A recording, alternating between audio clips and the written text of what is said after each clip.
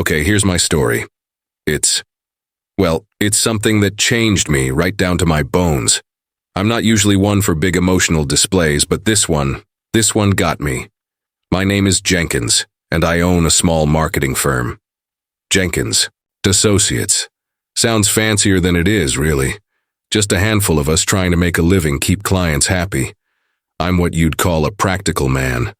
Bottom lines, deadlines, results. That's my language. I try to be fair, but I'm not a pushover. Or so I thought. Sarah Thompson started with us about a year before all this happened. She was an administrative assistant, quiet girl, very efficient, always on time, never complained. Head down, got her work done. To be honest, I didn't know much about her personal life. She wasn't one to chat by the water cooler, and I wasn't one to pry. She wore simple clothes, always neat, but you could tell they weren't new. Her shoes were always sensible, a bit worn. She brought her lunch every day, usually a small sandwich, maybe an apple. Never joined in when we ordered pizza or went out for a team lunch, always politely declining, saying she'd brought her own. I just figured she was frugal, or maybe a picky eater. The thing with the leftovers started subtly. We often had client meetings, and sometimes there'd be food catered, sandwiches, salads, pastries. Usually, whatever was left over would sit in the break room fridge for a day or two, then get tossed. One Monday, after a Friday meeting, I saw Sarah very discreetly packing up a few leftover sandwiches and a container of salad into her bag at the end of the day. She looked around quickly, almost furtively, before zipping it up. I didn't think much of it. Waste not, want not, right? Better she take it than it goes in the bin. But then it happened again. And again. Anytime there were leftovers, no matter how small, Sarah would be the one to quietly pack them up as everyone else was leaving. It was always at the very end of the day when she thought no one was looking. A little niggle started in my gut. It wasn't that I begrudged her the food, honestly, but there was something about the way she did it, so secretive, so almost desperate. It made me uneasy. Was she taking it for a party? Did she have a lot of pets? My mind, being the practical, sometimes cynical thing it is, started to wonder. Was she selling it? That seemed far-fetched. One particular Friday, we'd had a big pitch. Went well, thankfully, and the client had ordered a mountain of food, fancy stuff, mini quiches, gourmet wraps, fruit platters, little cakes. By 5 p.m., there was still a ton left. As usual, everyone started packing up to leave. I was in my office, pretending to review a report, but I was watching the break room through my slightly ajar door. Sarah was the last one, as always. She went into the break room. I saw her pull out several plastic containers from her worn tote bag, containers that looked like they'd seen better days. She began carefully, methodically, packing everything. Not just a few bits for herself. She was clearing it all out. Every last crumb, and that's when it hit me. This wasn't just a waste not, want not thing. This was more. A little flicker of annoyance sparked in me. I mean, it's company food, technically. And while I didn't want it to go to waste, the sheer volume she was taking and the secrecy, it just felt off. What are you up to, Sarah? I muttered to myself. Impulse took over. A really unprofessional, nosy impulse. As she slipped out the main door, her bag visibly heavier, I grabbed my coat and keys. I'm just going to see, I told myself. Just curious. What a lie.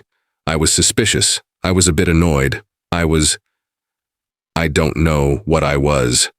I kept a good distance. She walked, didn't take a bus or a cab. That surprised me a little. We were in a fairly decent part of town. She walked for about 10 minutes, then turned onto a busier street, then another, and another. Each street seemed a little grittier than the last. The shops became more run down, the buildings less maintained. The vibe of the neighborhood shifted. The air felt heavier. I started to feel a bit ashamed. Here I was, a grown man, a business, owner skulking behind one of my employees like some kind of private detective. Over leftovers. It was ridiculous. Several times I almost turned back. This is stupid, Arthur, I told myself. Go home, have a whiskey, forget it. But I didn't. Something kept me going. Maybe it was the image of her worn shoes, treading purposefully on the cracked pavement. Maybe it was the set of her jaw, a determined look I hadn't noticed in the office. After about a 25-minute walk, she turned into a very run-down apartment block. It looked like it hadn't seen a coat of paint in decades. Some windows were cracked. One was boarded up. There was graffiti on the walls. A couple of overflowing bins stood near the entrance, the smell hitting me even from across the street. Where I'd paused, trying to look inconspicuous, my heart sank a little. This was not what I expected. I don't know what I expected, really. Maybe her meeting someone to hand off the food, a clandestine catering operation on the side. Not this. This felt bleak. She disappeared inside. I waited. What was I doing? This was an invasion of her privacy. A huge one. I felt like a complete heel. I should leave, I really should. But then, a light flickered on in a ground floor window. The curtains were thin, worn, and didn't quite meet in the middle, leaving a small gap. And I was a curious, stupid man. I crossed the street, my steps feeling heavy, and very cautiously, trying to stay in the shadows of a stoop next door. I edged closer to that window. My stomach was in knots. I felt like I was about to witness something I had no right to see. I could hear sounds from inside, not loud but clear enough.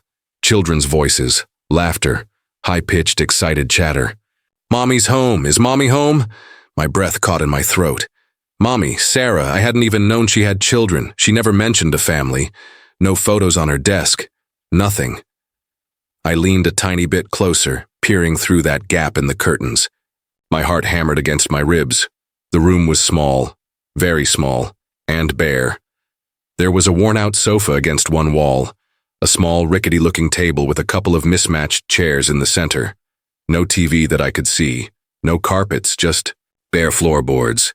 A single dim bulb hung from the ceiling, and there was Sarah. She'd taken off her coat and was kneeling on the floor, her bag open. Two little faces were peering into it, their eyes wide.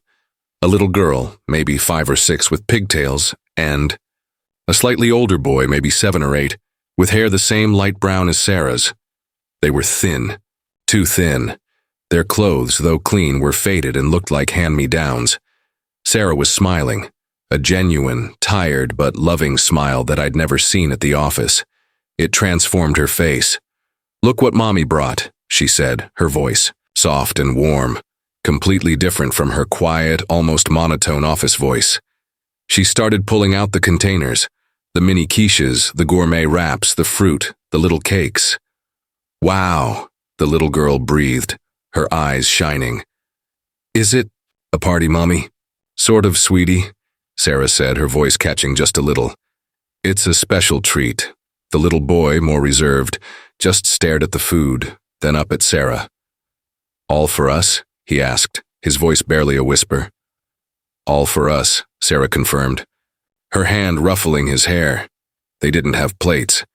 Sarah was tearing paper towels from a roll and placing the food items on them, on the small table. The children watched, mesmerized, like it was a king's banquet. "Can I have a cake, Mommy, please?" the little girl asked, practically bouncing. "After you've had a wrap, Lily," Sarah said gently. "And some fruit." They gathered around the table. Sarah didn't take much for herself, just a small piece of a wrap. She watched them eat, her face a mixture of love, pride, and a deep, deep sadness that cut right through me. The little boy, Tom, I think she called him, took a bite of a wrap. His eyes closed for a moment. "This is the best, Mommy," he said, his mouth full. "Even better than pizza day at school, pizza day at school." A wave of something cold and hot washed over me. Guilt, shame, a profound aching sadness. I saw Sarah reach out and wipe a smear of cream cheese from Lily's chin, her touch so gentle. And then, Lily, after finishing her wrap, picked up one of the small fancy cakes. She held it up. "Look, Mommy, it's like a princess cake." Sarah nodded, her eyes glistening. "It is, my love, just like a princess cake." And that's when it happened. I couldn't hold it back. The pressure in my chest, the lump in my throat, it all just broke. Tears started streaming down my face, hot, messy tears. I clamped my hand over my mouth to stifle a sob. Me, Arthur Jenkins, 50-something owner of Jenkins and Associates, standing in a dodgy street, spying on my employee, and crying like a baby, like a blubbering child. The sheer unfairness of it. The quiet dignity of this woman working her fingers to the bone for me, for my company, for a wage that clearly wasn't enough to keep her children from hunger, and then having to secretly gather our discarded leftovers to give them a feast. My annoyance, my suspicion from earlier. It felt like a physical weight of shame on my shoulders. How could I have been so blind, so callous, so wrapped up in my own little world of profit margins and client satisfaction that I hadn't seen? The struggle right under my nose, her worn shoes, her simple lunches, her quietness. They weren't signs of frugality or introversion. They were signs of a desperate battle to survive, to provide. I backed away from the window, stumbling a little. I felt dizzy, sick to my stomach. I leaned against the cold brick wall of the neighboring building, gasping for air, tears still flowing. I hadn't cried like that since my own mother passed away years ago.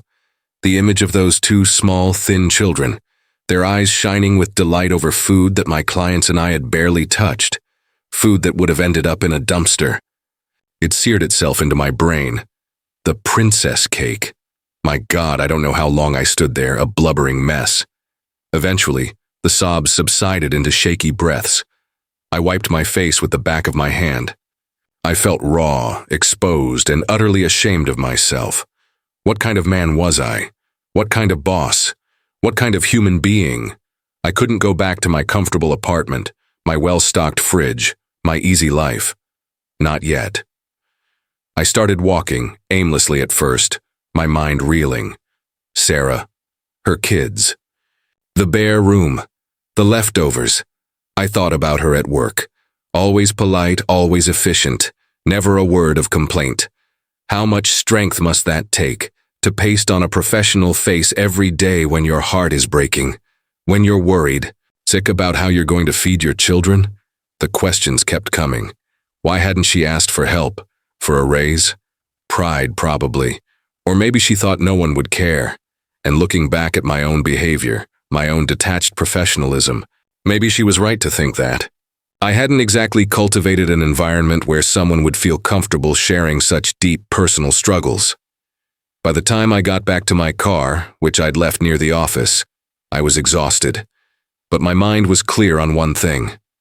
I had to do something. Not just something, but something significant, and something that wouldn't embarrass her or make her feel like a charity case. That weekend was the longest of my life. I couldn't sleep. Every time I closed my eyes, I saw those children's faces. I saw Sarah's tired smile. I replayed my own petty suspicions over and over, each memory a fresh stab of guilt. On Monday morning, I was in the office early. I was a nervous wreck. How was I going to do this? Sarah came in at her usual time, punctual to the minute. She looked tired, shadows under her eyes, but she gave me her usual quiet nod. "Good morning, Mr. Jenkins." "Good morning, Sarah," I managed, trying to sound normal. My voice was hoarse. I waited until mid-morning. Then I called her into my office. She sat opposite me, hands folded in her lap, her expression neutral, perhaps a little apprehensive. "Is everything all right, Mr. Jenkins?" I took a deep breath. "Sarah," I began, "I've been reviewing our staffing and salaries, and frankly, I've realized that some of our positions, especially key support roles like yours, have been undervalued. Significantly undervalued." She blinked, surprised. "Oh?" "Yes," I continued, trying to keep my voice steady. "Your work here is exceptional. You're efficient, reliable, and the office simply runs more smoothly because of you. It's been remiss of me not to acknowledge that properly before now." I slid a piece of paper across the desk. It was a letter outlining a significant pay raise, backdated by 3 months. It was more than I'd initially planned, but after what I'd seen, it felt like the least I could do. I'd also looked into our company benefits. We were small, so they weren't stellar, but I'd found a better health plan option that included dependents, and I'd decided the company would cover the bulk of the premium increase. Sarah picked up the letter, her brow furrowed. She read it, then she read it again. Her face, usually so controlled, registered disbelief. Her eyes welled up. "Mr. Jenkins, I don't know what to say," she stammered, her voice thick with emotion. This is so much. It's what you deserve, Sarah," I said, trying to sound firm and businesslike, though my own throat was tight. "It's long overdue. You're a valuable member of this team." She looked down at the letter, then back up at me, tears now openly rolling down her cheeks. "Thank you," she whispered. You have no idea what this means." Oh, but I did. I had some idea. A terrible, gut-wrenching idea. "And Sarah," I added, "I've also been thinking. We sometimes have a lot of leftover food from client meetings. It mostly goes to waste, which is a shame. From now on, please feel free to take whatever you think. You can use anything. No need to be discreet about it. In fact, I'd appreciate it if you did. I hate seeing good food binned."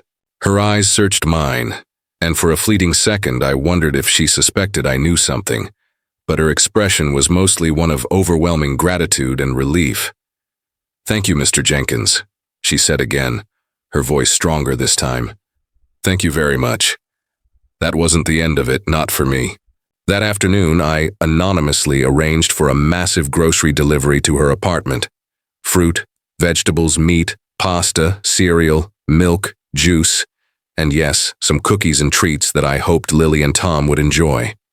I used a prepaid card and a different name, making sure it couldn't be traced back to me or the company. I didn't want her to feel beholden or embarrassed. Over the next few weeks, I noticed a change in Sarah. A subtle one at first. The shadows under her eyes began to fade. She seemed a little less tense. She even smiled a couple of times during our brief office interactions. Small, genuine smiles. She started bringing in a slightly more substantial lunch for herself. And yes, she continued to take the leftovers from meetings, but now she did. It openly, without the furtive glances. Sometimes she'd even say, "My kids will love this, thank you." I also made a point of fostering a more supportive atmosphere in the office. I started more team lunches, on the company dime, making sure there were always options Sarah might enjoy. I encouraged more open communication. I wanted my employees to feel valued not just for their work, but as people. A few months later, around Christmas, we had our small office party. Sarah came, and she brought her children, Tom and Lily. They were still a bit shy, but they weren't as painfully thin as they'd been that night I'd peered through their window. They were wearing new-looking warm clothes. Lily's eyes lit up at the sight of the Christmas cookies, and Tom, after a bit of encouragement, eagerly joined in a silly party game. Sarah watched them, and this time, the smile on her face was pure, unadulterated joy, with no trace of that deep sadness I'd seen before. She caught my eye across the room and gave me a look of such profound gratitude that it made my chest ache, but in a good way this time. Later, as the party was winding down, she came over to me, holding Lily's hand. Tom was trailing behind, clutching a small gift bag. "Mr. Jenkins," she said, "the kids wanted to give you something." Tom shyly handed me a small, slightly lopsided handmade card. On the front in crayon was a drawing of a man with a tie, presumably me, and two smiling children. Inside it said, "Thank you, Mr. Jenkins, you are the best boss. Love, Tom and Lily." My eyes stung. I blinked hard. This is wonderful, Tom, Lily. Thank you." Lily piped up. "Mommy says you're like our angel." I looked at Sarah, and she was blushing a little but smiling. "Well," I said, my voice a bit choked up, "your mommy is a real asset to our company. We're lucky to have her." That night as I drove home, I thought about how close I'd come to just firing her, or reprimanding her for taking the leftovers. My own petty pride and suspicion could have led to such a different, awful outcome. The thought made me shudder.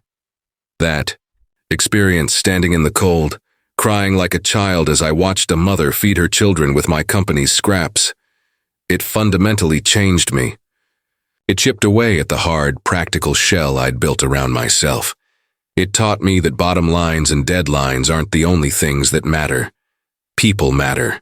Their struggles, their quiet battles, their hidden lives. They all matter. I'm still a practical man, I suppose. But now I try to be a more observant one, a more compassionate one.